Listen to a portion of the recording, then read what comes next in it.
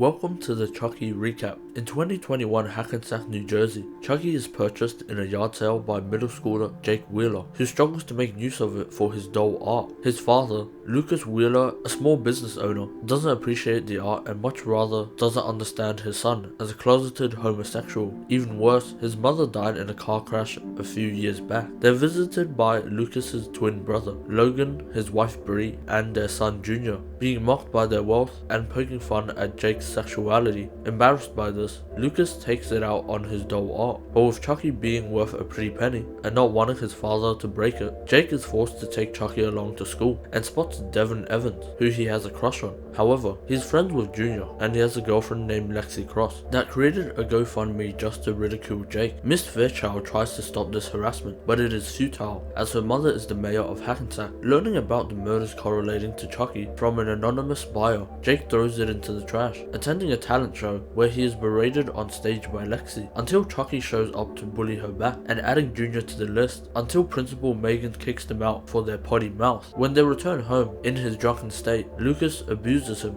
and it is stopped once there is a power outage. Chucky murders Lucas to enact revenge. The detective Kim Evans, or Devon's mother, chalks it up to be a misadventure due to alcohol. They are picked up by Logan, now living in his house. Chucky reveals that he is Charles Lee Ray and that Lucas deserved it. He returns to school where he is invited out to a Halloween party, and Devon implores him to bring Chucky. At the same time, Chucky kills the family housekeeper that is found by Jake. Detective Sean Payton is suspicious of Jake's involvement. Chucky tries his hand at manipulating Jake, but it doesn't work, so he takes it into his own hands and hits the streets with a mask on. Noticing this, he heads to Oliver's party to stop Chucky, but getting a nasty surprise that Lexy is actually cosplaying her dead electrocuted father, just as he stops Chucky and returns home. He now agrees to finish the job and drops off Chucky to Caroline, Lexy's little sister who has been obsessed with him ever since the talent show, showing a flashback that Chucky's first kill was his own mother. There Chucky murders Oliver and starts a blaze in Lexy's room, unsuccessfully murdering her, but placing all the kids in a hospital. Guilty of this tragedy, Jake agrees to team up with Lexy to stop Chucky from murdering more people, as her parents blame her for the fire and don't believe the story of the talking doll. They escape to the house to try and investigate Chucky, but a fight breaks out and Chucky tries to convince him to let her die, but he doesn't, and they are interrupted once again by Detective Payton taking them back to the hospital where the melted Chucky murders Sean, and the new look of Chucky scares Caroline, so they throw him away. Devon researches the doll, collating him with Charles Lee Ray, the serial killer, so now the trio try their luck at trying to stop Chucky, and Michelle the mayor grounds Lexy. Caroline is gifted a new Chucky doll named Tommy, where the melted one reminisces his memories and is later found by Nathan and thrown away. Spotting this, Lexy calls them over to destroy the Chucky doll and celebrating with a smooch.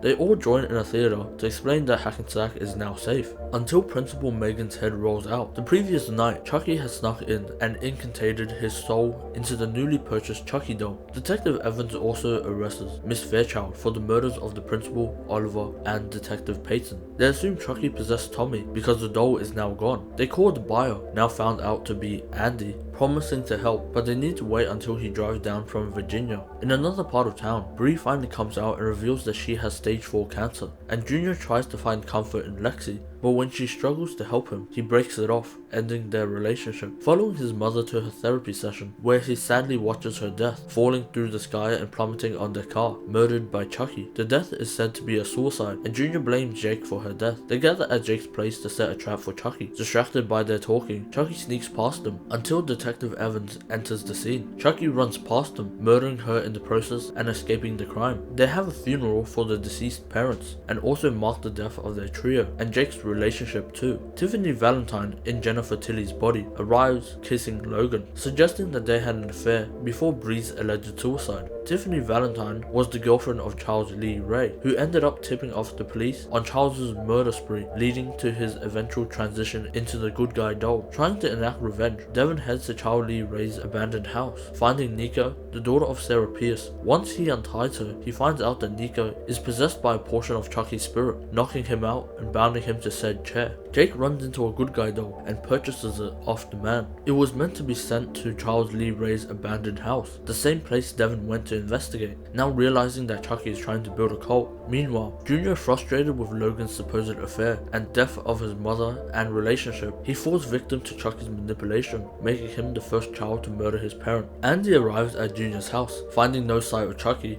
and thus he leaves. They are visited by Chucky, or a piece of him, after he explodes. Kyle, a friend of Andy, explaining that once Chucky convinces a child to commit murder, it allows him to create an army. They are drugged by her for their protection. Chucky takes Junior to meet Nika and Tiffany, introducing him to Devon and the army. They ship the dolls out to wreak carnage, and when Chucky forces Tiffany to kill Nika, that has a portion of Chucky, she can't bring herself to do it by decapitating Chucky herself. They rig up an explosive and leave by car. When Andy breaks in to rescue Devon, unbeknownst to them, Kyle triggers the trap and the house goes up in flames. The kids wake up from the drugging to find that Devon is still alive. At an organized Frankenstein fundraiser, they bring out an actor, professional poker player, Jennifer Tilly, as she is sending 72 good guy dolls around the country. But during this event, Lexy is lured into the theater by Junior and Chucky. Another Chucky is also inside murdering Nathan Cross, and other audience members are stabbed to death too. In the aftermath, Devon flees with Caroline. Lexy pleads for Junior's humanity, knowing he isn't a monster, and thus he sacrifices himself, killing Chucky, but he too dies from the stab wound. Jake finishes off Chucky in the stores as Devon returns to help him limp out. They learn that Junior is dead. Andy hijacks the truck and meets doll Tiffany, and needing to neutralize Chucky, Tiffany amputates all of Nika's limbs. Miss Fairchild is released. Without any way to dispose of the Chuckies, Andy heroically drives the truck off the edge. In another part of town, Jake bids Devon farewell with one last kiss. He leaves him behind to go with his new foster parents, Pam and Larry, to live out of town in Salem. 6 months later, on Halloween night, hanging out with his foster brother Gary, they receive a prank phone call from Chucky, looping in Devon. He scares them by visiting Caroline. They call the police, but once they arrive, Chucky is already gone. In the aftermath of Chucky, they have to blame Junior for the murders. Michelle's term has ended, and she was forced to step down. Caroline is gifted a new doll named Belle to try and get over the fear of dolls by Dr. Amanda Mixter. Lexy warns Caroline that if they reveal Chucky to be the murderer, they will be sent away. Jake and Devon meet up with Lexy to try and strategize about how to stop Chucky,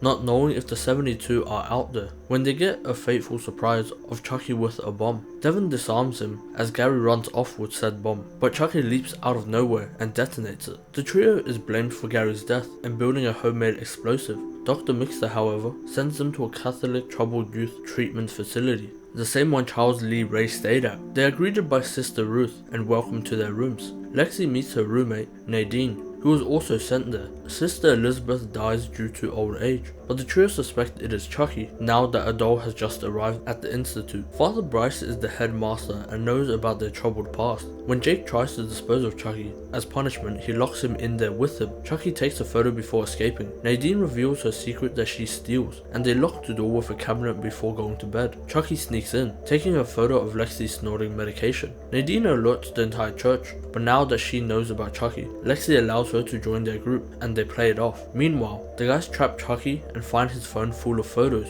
They assume that he is gathering information like a scout. Amputated, Nika is forced to work with Chucky in secret to try and figure out a way to murder Tiffany and escape. They try to brainwash Chucky, discovering a contact named Colonel, now naming him Good Chucky, but the con of this brainwashing is that Good Chucky forgot all of the memories and the plans of the Chuckies. Lexy runs into Trevor, a kid that used to bully her in 4th grade, and her mother abused her mayoral powers to send him in the institution, and he has been there ever since. He tries to frame Lexy with drugs, but is caught by Chucky. They come back to find Trevor's corpse, quickly hiding it as inspection takes place. Tiffany invites over Glenn and Glenda, her and Chucky's children, but they discover her secret, Nika, locked away. Secretly working on the inside, they help Nika escape, revealing that Kyle is still alive, and that they had planned to escape the entire time, with Glenn staying behind, feeling guilty for abandoning their mother. They figure out that there are 2 Chuckies, Good Chucky and Strong Chucky. Good Chucky outsmarts Strong Chucky and pins him to the wall. Devon is later blamed for this, and Father Bryce makes him read Leviathan in the Bible, letting them know that he doesn't approve of their homosexual relationship. Devon and Lexy start to become weary of Jake and Nadine. They don't trust Good Chucky as much as the others do. They investigate Chucky's photos with limbs of dolls, finding a shack where all the bodies have disappeared to. including the rest of the Chuckies being dismembered, including a priest and even Andy, to discover that Dr. Mixter is working with them. Meanwhile, Jennifer Tilly is still alive, imprisoned by Tiffany Valentine after they had swapped bodies. Meg and Glenn walk in at the wrong moment. In doing so, Tiffany stabs Meg to death, apologizing to Glenn for pretending to be Jennifer and gifting them a doll. So they burn the house down and drive to show it off to Glenda. The survivors of the crash dragged Andy out. They've been torturing him ever since. They named the Chucky in Nika's body Chucky Prime, and seeing that all the other Chuckies failed, the Colonel wants to take it into his own hands, being the only Chucky left. Dr. Mixer takes him into the church. Whilst they are gone, the kids sneak in and release Andy, taking him back to the church. They prepare to fight the Colonel, but once he enters their room, he is stabbed from behind by Andy. They celebrate this victory, but good Chucky shoves Nadine out the window, plummeting to her death. Throughout the season, Lexy has been dealing with anxiety and stress of Chucky with medication, most prominently clonazepam, to calm herself. She became addicted, and with Nadine's death, it drove her over the edge, so she tried to commit suicide by overdosing, until she is met by Sister Ruth. They decide to baptize good Chucky, unsure if he is even on their side or not, until his true colors shine. Dr. Mixer agrees because she wants Chucky's body for Prime Chucky to transfer out of Nika's body, as Nika and Glenda had came to the church to help out. They successfully baptize good Chucky, but his vacant spirit enters Father Bryce, combusting him from the inside, as Nika transfers Chucky over with the Dambala chant, just as Jake steals it, drowning Prime Chucky in holy water. But Sister Ruth comes in with Lexy as a hostage, forcing them to release Chucky. She believes that the reincarnated doll is the Almighty Lord himself. Dr. Mixer escapes with Chucky, but Glenn throws the knife to kill their captor, and Andy running out with her gun to rid the world of Chucky, allowing Dr. Mixter to leave. Outside, Nika thinks on what she will do. In the aftermath of Chucky and Tiffany, on her road trip, Jennifer Tilly tried to flee, coming to her demise by a truck. She now arrives in front of Nika, trying to get her back. Nika decides to remove Tiffany from the world, but with their newfound bond, Glenda jumps in front of the bullet, thus being shot, and they rush off to the hospital. The fallout is that Glenda is struggling to stay alive. In a last-ditch effort, Tiffany transfers both of their spirits into a doll named Gigi. Before Andy had killed Chucky, he transferred his spirit into Dr. Mixer,